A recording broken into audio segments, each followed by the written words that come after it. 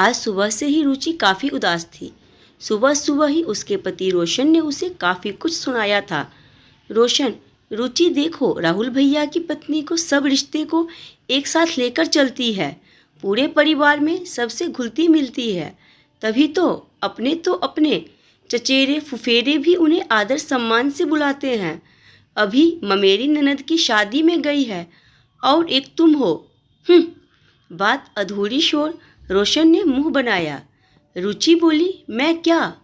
आपने बात अधूरी क्यों छोड़ दी? पूरा कीजिए, मैं बहुत खराब हूँ ना। देखो, बेवजह की बहस में मैं नहीं पढ़ना चाहता। मुझे ऑफिस के लिए देर हो रही है। मेरा लंच बॉक्स दो, मैं जाता हूँ। रुचि ने चुपचाप उसे लंच बॉक्स दे दिया। रोशन ऑफिस चला गया। यहाँ घर में रुचि उसकी बात पे सोचने लगी। उसने क्या किया? कहाँ गलती है मेरी? मन ही मन में बोलना शुरू किया, जैसे वो रोशन से बात कर रही हो। जिस राहुल भैया की पत्नी की आप बात कर रहे हैं, वो कभी सास ससुर के साथ नहीं रहती। यहाँ तक सास ससुर बीमार हो जाए तो ना अपने पास ले आती हैं, ना ही देखने जाती हैं।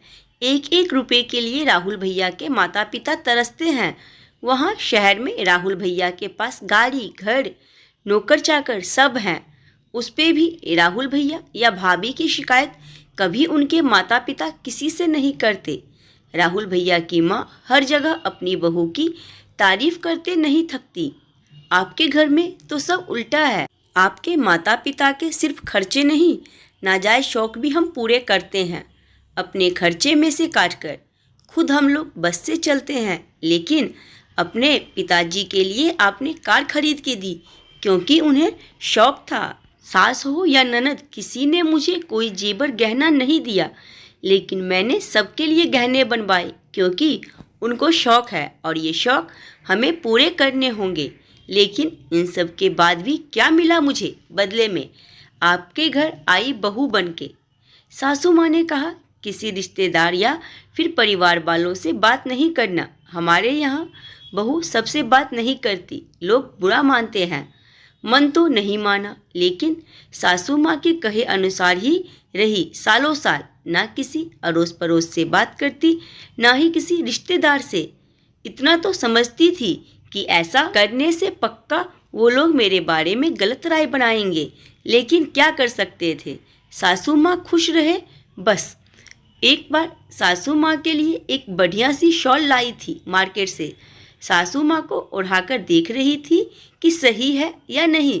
तभी पड़ोस की आंटी आई किसी काम से। उन्होंने नया शॉल देखा तो माँ से पूछा, कौन लाया है? मैं सामने ही खड़ी थी तो माँ को बोलना पड़ा। माँ ने कहा, बहू लाई है। तो उन्होंने कहा, लगता है अब बहू की बुद्धि ठीक हो गई है। ये सुनकर मुझे बहुत बुरा लगा कि आंटी ऐसा क्यों बोल रही हैं कि अब बुद्धि ठीक हो गई, मतलब पहले खराब थी। कैसे? उन्होंने माना कि मेरी बुद्धि पहले खराब थी? मैंने तो बात तक नहीं की कभी उनसे, हमेशा सासू माँ के कहे अनुसार चली। सासू माँ ने समझ लिया कि मेरे दिमाग में कुछ बात चल रही है। उन्होंने मुझे इशारे से जाने को बोला। मैं वहाँ से हट गई। फिर मैंने तुम्हारे चचेरे रिश्तेदारों से बात करना शुरू किया तो शुरू में वो लोग बात नहीं करते और मेरे साथ अजीब सा बर्ताव करते, अछूत सा। धीरे धीरे बात खुली कि मेरी सास और ननद सबसे कहती हैं कि मैं बहुत गलत औरत हूँ। मैं सास और ननद के साथ गलत बर्ताव करती हूँ। घर का सारा काम अपने ससुराल वालों से करवाती हूँ, यहाँ तक कि अपने पति से भी घर के काम करवाती हूँ। अपने पति को मारती हूँ, ससुराल वालों को खाना नहीं देती हूँ खाने को। घर का सारा खाना मैं ही खा जाती हूँ। बहुत बेरहम औरत हूँ, सबको रुलाती हूँ। माँ बाप बहन पे खर्च करने नहीं देती हूँ पति को। अपने ससुराल के रिश्तेदारों को गाली देती हूँ, भला बुरा कहती हूँ। और तो सबको कह दिया कि जो भी मेरे से बात करता है उसके बारे में मैं गलत बोलती हूँ, उस पर चुगली का आरोप लगाती हूँ। इस वजह से सब मुझसे बात करने से कतराते हैं और मुझे किसी समारोह में भी नहीं बुलाते।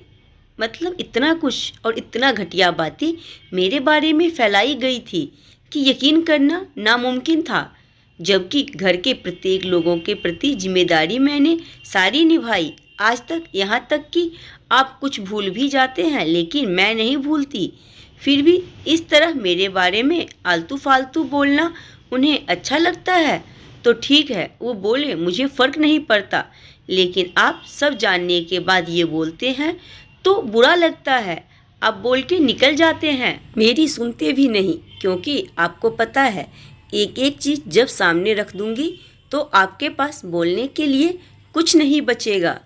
थोड़ी देर बाद रुचि अपने सोच से बाहर निकली। मोबाइल उठाया तो देखा मोबाइल पे रोशन का संदेश था।